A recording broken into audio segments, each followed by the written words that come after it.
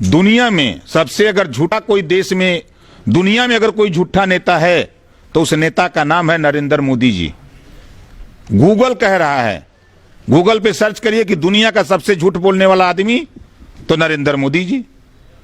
मैं भी सिद्ध कर देता हूं, जब कांग्रेस की सरकार थी तो प्याज 20 रुपया किलो थी, तो भाषण बहुत मारे थे कि कांग्रेस पार्टी प्याज नमक रोटी छीन रही है, और मोदी जी 20 रुपया से बढ़ा के प्याज आज के तारीख में 60 रुपया किलो है, नमक 10 रुपया किलो बढ़ा दिया।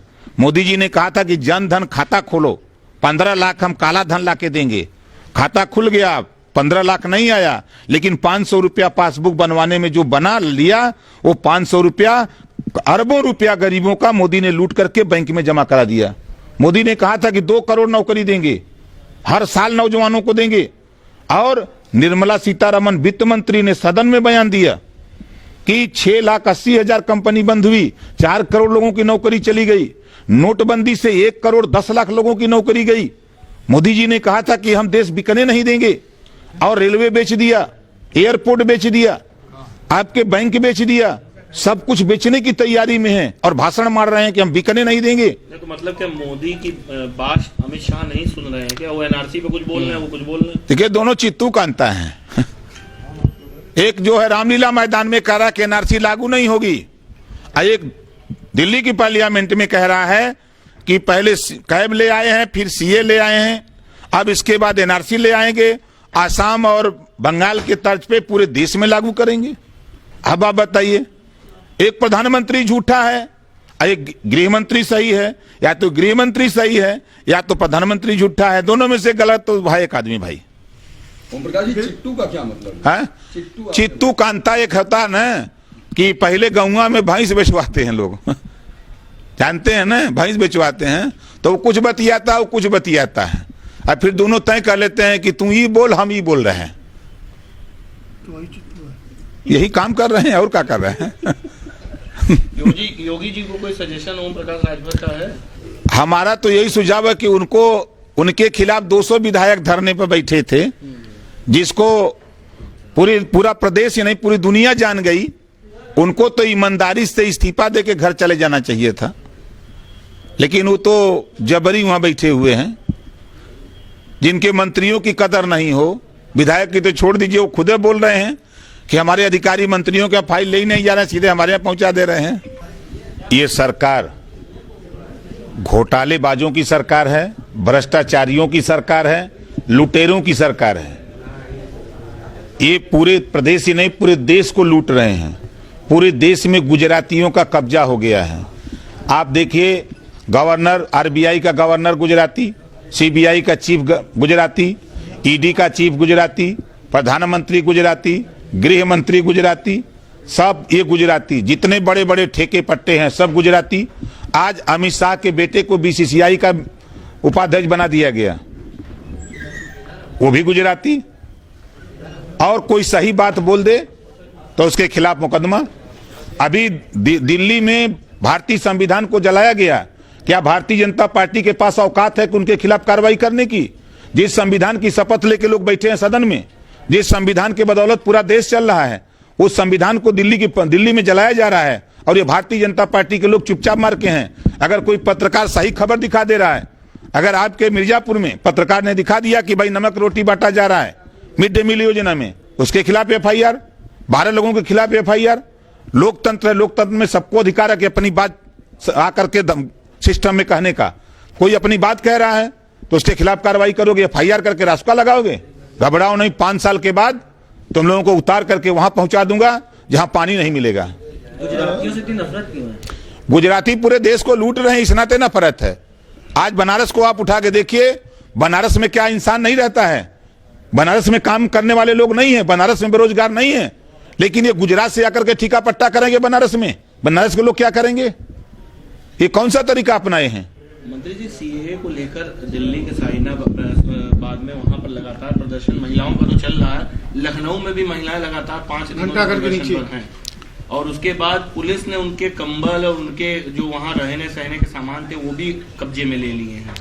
देखिए, जिसकी सरकार होती है पुलिस उसकी होती है। पुलिस के इशारे पर, सरकार के इशारे पर पुलिस कार्रवाई करती है। तो सरकार अभी तो घोटाला करके पैसा लूट रही है।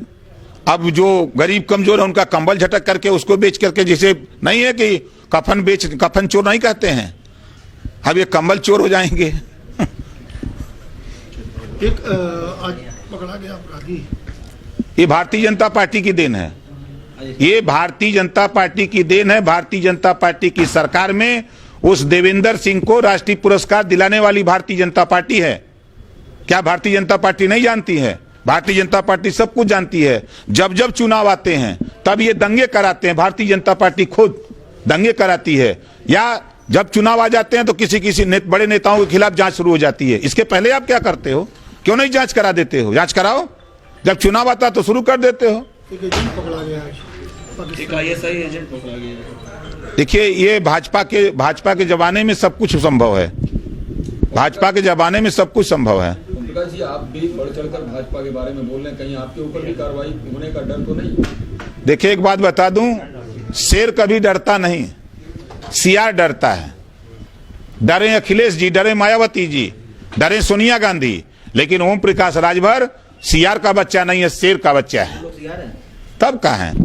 अब भारतीय जनता पार्टी जो इस देश में उपद्रवी पार्टी के नाम से जानी जा रही है, आज देखिए अभी जेएनयू में क्या हुआ। भारतीय जनता पार्टी के छात्र संगठन ABP, उनके द्वारा नकाबपोश जिस तरह दंगा कराया गया, आप बांदा में उठा के देखिए, वहां जिस तरह इनकी कोशिश हुई दंगा कराने के लिए, बच गया।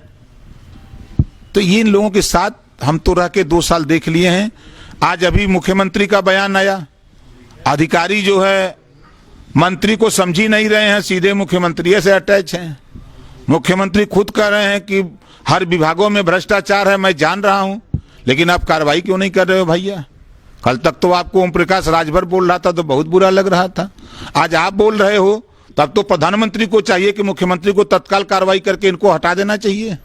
जो भारतीय जनता पार्टी पिछड़े दलित को मुसलमान से लड़ा रही है, इसको आपस में लड़ाई न हो, आपस में लोग न लड़ें, इसकी जानकारी लोगों को दे रहे हैं कि ये भारतीय जनता पार्टी उस तरह का काम कर रही है कि जो देश में अमन चैन था, उस अमन चैन को बर्बाद करने पे तुली है। आज ये CA के लिए समर्थन में मैदान में आ रहे हैं। आज भारत के रहने वाले लोगों से ये पूछा जा रहा है कि आप बताओ भारत के निवासी हो कि नहीं। अभी प्रधानमंत्री ने बयान दिया, दिल्ली के रामलीला मैदान में NRC पे कोई चर्चा नहीं। गृह मंत्री सदन में बयान दे रहे हैं कि अभी कैब है, CA है, उसके बाद हम पूरे देश में असम और बंगाल की तरह NRC पूरे देश में लागू करूंगा। आज हम भारत के रहने वाले लोगों से ये सबूत मांग रहे हैं कि आप भारत में रहते हो कि नहीं रहते हो, ये सबूत मांग रहे हैं। जब चुनाव लड़ रहे थे तब ना तो अमित शाह ने सबूत मांगा, ना मोदी जी ने मांगा, ना योगी जी ने मांगा। आज ये लोग हम लोगों से सबूत मांग रहे हैं। इस नाते लोगों को जागृत किया जा रहा है कि इनके सबूत का जवाब देने के लिए हम लोग तैयार रहें। हम लोग भारत के रहने वाले हैं। संविधान इस बात की इजाजत नहीं देता किसी को धर्म के आधार पर कहीं किसी को बांटा जाए। आज ये पाकिस्तान, अफगानिस्तान, बांग्लादेश से जो आएंगे उनको ये प्रमाण पत्र देंगे रहने के लिए, और जो भारत से निकाले जाएंगे 15 करोड़ लोग जो है घुमंतू जाती हैं, जिनके पास कोई सबूत साक्ष्य नहीं है। जो बाढ़ के इलाके हैं, हर साल बाढ़ आती है, उस बाढ़ के इलाके में उनको कौन सा सबूत देगा? जिनके मकान जल गए किन्हीं कारणों से आगलगी में, वो कहां से सबूत पेश करेगा? जो गरीब जिसके पास बसने के लिए जमीन नहीं है, वो कहां से सबूत पेश करेगा?